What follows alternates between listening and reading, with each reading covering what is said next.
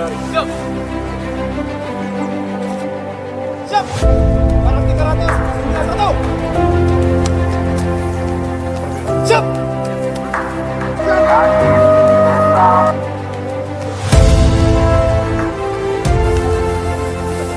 Ada prajurit TNI. Takbir.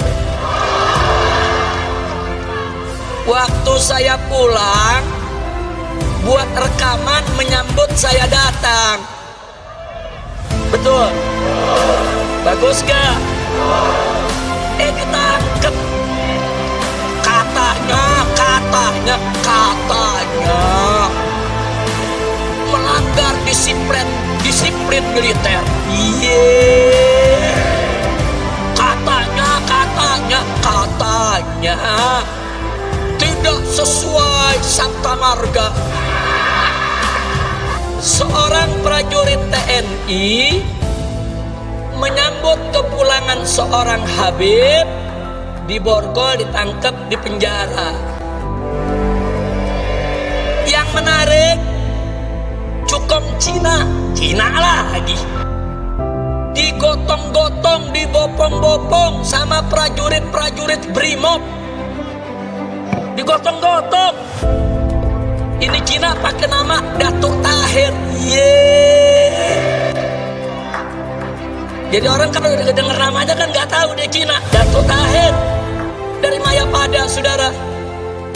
Ini Cukong Cina digotong-gotong, dibom-bom rame-rame oleh para prajurit Brimob. Nggak ada masalah, saudara. Lalu kenapa ada prajurit TNI sekedar mengucapkan selamat datang kok harus ditahan? Kurang ajar. Betul? Makin susah mau tanya, yang begitu-begitu ada akhlak gak? Ada akhlak gak? Prajurit TNI cinta sama Habib, bagus gak? Ditahan. Saya tanya, ada akhlak gak? Ada akhlak gak? Cukong Cina digotong-gotong sama prajurit Brimob. Berakhlak tidak? Berakhlak tidak?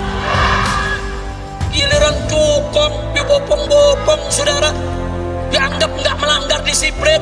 Tapi giliran ada prajurit TNI cinta sama ulama, langsung main pegang, main tahan, main borgol. Kurang ajar. Tidak punya akhlak.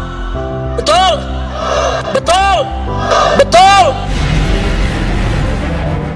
Gerak Sigap TNI dan Arab Spring, ditulis oleh Supriyanto Martosuwito. Respon TNI terhadap gelagat memecah persatuan bangsa layak diapresiasi. Nampaknya setelah kecolongan di Bandara Suta, kini TNI, khususnya Pangdam Jaya, tak mau dipermalukan lagi. Atau Pangdam akan hilang jabatan, seperti Kapolda Metro Jaya dan Kapolda Jabar. Dalam rangka melawan musuh yang mencapik-capik benteng persatuan dan kesatuan bangsa kami. Saya kira intelijen sudah mencium gelagat yang lebih masif, bahwa revolusi akhlak yang didengungkan itu hanya kedok untuk merebut kekuasaan. Patut dicurigai bahwa ada banyak elit lokal yang menumpang isu itu, khususnya kubu cendana dan pengusaha dan mantan penguasa yang diuntungkan oleh rezim sebelumnya. Akumulasi kekecewaan karena tidak kebagian posisi, kehilangan jabatan dan pengungkapan berbagai kasus yang melibatkan mereka. Juga pundi-pundi dari bisnis gaya mafia yang hilang. Wajah-wajah yang hadir dalam acara Maulid Nabi dan resepsi pernikahan di Petamburan, Jakarta Pusat beberapa hari lalu menunjukkan siapa saja yang menyuntik energi sang imam itu hingga punya nyali lebih. Karena backingnya kuat dan masanya militan. Afif Fuad Saidi, seorang kolumnis di media Islam moderat cyber warung PPGP Ansor, menandai bahwa tanda-tanda Arab Spring sudah nampak di sini. Dia menyebut 3 cirinya. Arab Spring adalah gelombang musim semi politik di Jazirah Arab yang awalnya menjatuhkan rezim korup di Tunisia, namun pada akhirnya merembet dan meluluh lantakan negara. Dimulai dari Tunisia, Libya, Yaman, dan Suriah. Target berikutnya adalah Indonesia, dan kini tengah diupayakan. Negara-negara muslim di Timur Tengah itu sudah hancur luluh dan jadi negara gagal akibat gerakan propaganda kaum radikalis yang mengatasnamakan revolusi. Penjajah revolusi menjanjikan 1000 janji manis, khilafah Islam, keadilan, perdamaian, kesejahteraan, surga.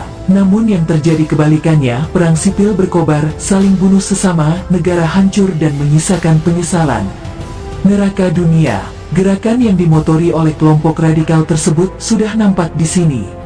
Sudah siaga. Mereka akan melakukan apa yang dilakukan oleh idola mereka di Jazirah Arab sana untuk menghancurkan negeri.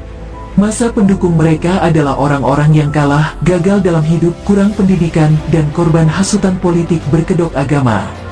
Mimpi khilafah Islamiyah di Suriah, Irak, dan Libya menyebabkan gelombang pengungsian ke Eropa. Ikhwanul Muslimin yang memenangkan pemilu di Mesir dan Tunisia harus kecewa karena negara-negara tersebut luluh lantah akibat kekacauan. Dan kini mencuci otak generasi muda di sini melalui dakwah tarbiyah PKS. Hampir semua kebijakan pemerintah ditentang PKS. Meniru Mesir, keberhasilan kelompok radikal menghancurkan Jazirah Arab menjadi semangat jejaring mereka di Eropa, Afrika, Asia, Australia, bahkan kini sampai ke Indonesia. Inilah 3 tandanya, kata Afif Fuad Saidi. Pertama, politisasi agama sedang gencar dikobarkan. Gerakan mereka mengatasnamakan umat dan Tuhan. Gerakan mereka seolah membela agama dan umat Islam, serta menjadikan simbol-simbol Islam sebagai basis gerakan mereka. Di Damaskus, mereka menggunakan Masjid Jami Umawi sebagai markas demonstran. Sedangkan di Indonesia, pengajian-pengajian dan mimbar masjid, khususnya pada khutbah Jumat, mereka gunakan untuk propaganda kebencian pada pemerintah. Jika Yusuf Al-Kordelawi, pimpinan Ikhwanul Muslimin, pernah menyerukan Jumat Al-Ghodab atau Jumat Kemarahan, itu yang sudah dipraktikan di Indonesia. Kedua, melakukan pembunuhan karakter pada ulama, khususnya ulama yang menjadi lawan politik dan gerakan mereka. Ulama yang pro pemerintah, pro kebangsaan dan NKRI, mereka tuding penjilat istana. Di Damaskus, Syekh Said Ramadan Al-Buti, ulama besar yang karyanya bertebaran di perpustakaan kampus Islam dunia, wafat di Masjid Aliman Damaskus saat pengajian tafsirnya berlangsung.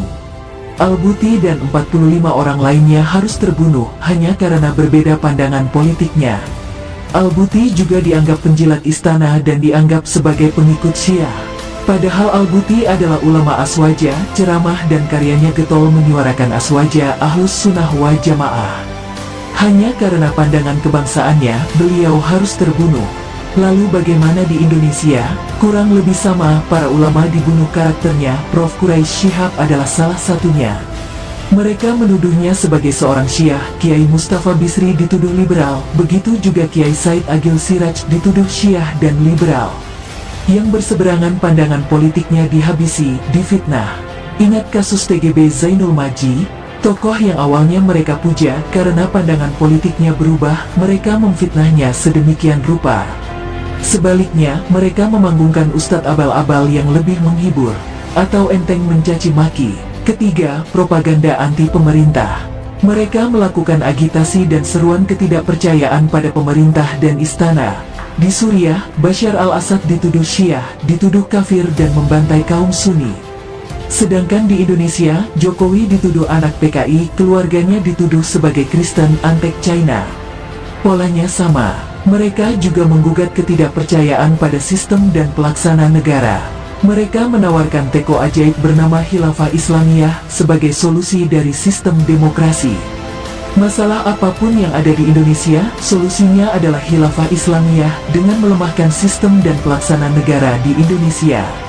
Di Suriah ada jargon tertentu yang selalu diteriakkan, seperti Al-Sab Yurid Iskatin Nizam, rakyat menghendaki rezim turun, dan Irhal ya Bashar, turunlah Presiden Bashar. Di Indonesia juga sama, apapun demonya, intinya tetap turunkan Presiden Jokowi. Polanya sangat mirip, jika tidak boleh dikatakan sama. Suriah saat ini luluh lantak karena membiarkan dan terlena pada gerakan radikal tersebut. Jangan sampai di Indonesia terjadi seperti Suriah. Semoga TNI dan Polri, khususnya Polda Metro Jaya dan Pangdam Jaya, tidak kecolongan lagi. Mari bersama lawan propaganda mereka. Sing waras ojo ngalah.